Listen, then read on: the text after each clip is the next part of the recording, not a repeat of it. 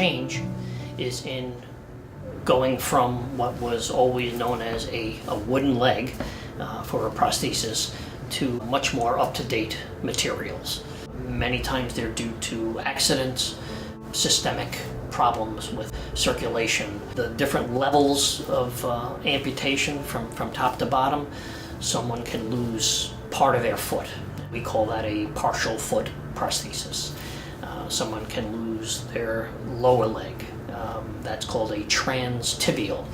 The main bone in your lower body is your tibia, so that's a transtibial amputation. Next is a transfemoral. Your femur is your thigh bone. So a transfemoral would be through the thigh. In general, a prosthesis needs to be changed every 5 years. That would include the type of foot, okay? The connection from the foot to the shin section would connect to the socket of the prosthesis, okay? And this is a below the knee prosthesis where the person's knee would sit right in here. I'm just here today for an adjustment to my prosthetic. I'm informed that the leg can either shrink or it can get larger. In my case, it seems to have shrunken some degree, so they're going to make an adjustment to my prosthetic.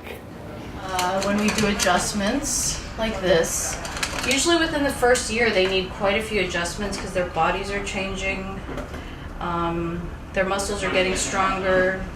People will gain weight, lose weight. Most of the time we see people who wear prostheses who have several medical issues, and that can greatly affect somebody's body weight. If they're sick for long periods of time, they tend to lose weight. If they're, once they begin eating normally again, they gain the weight back. So in a lot of cases, there's a fluctuation. Many of the materials that we're using are lasting a lot longer, much more up to date.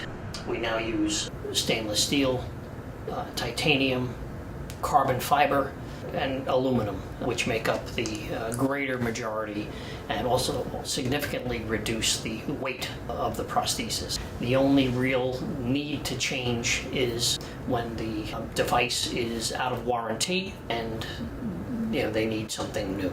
Sometimes we need to replace it because there's been a big increase in the person's activity level.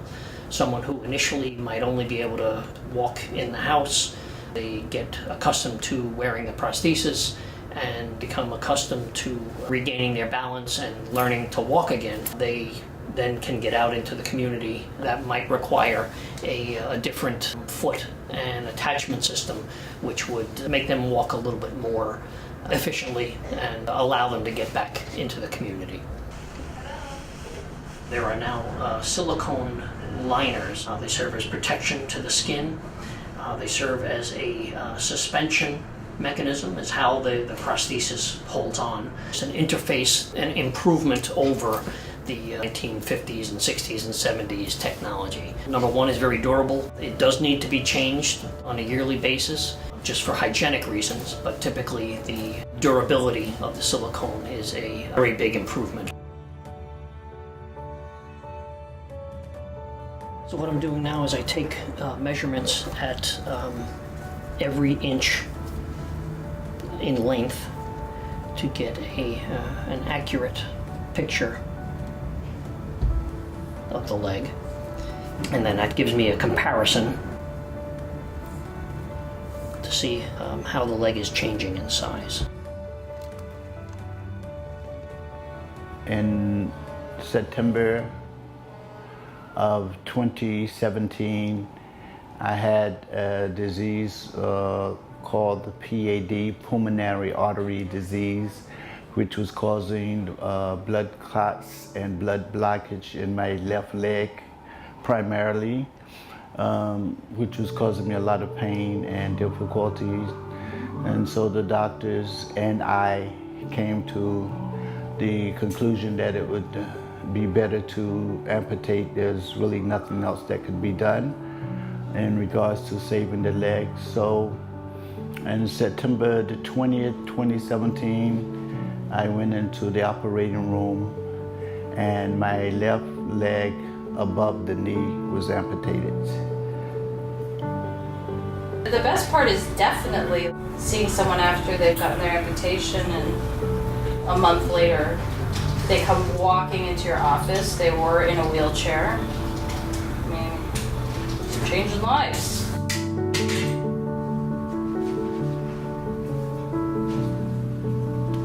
It is no longer a question about your leg. It's now about your life.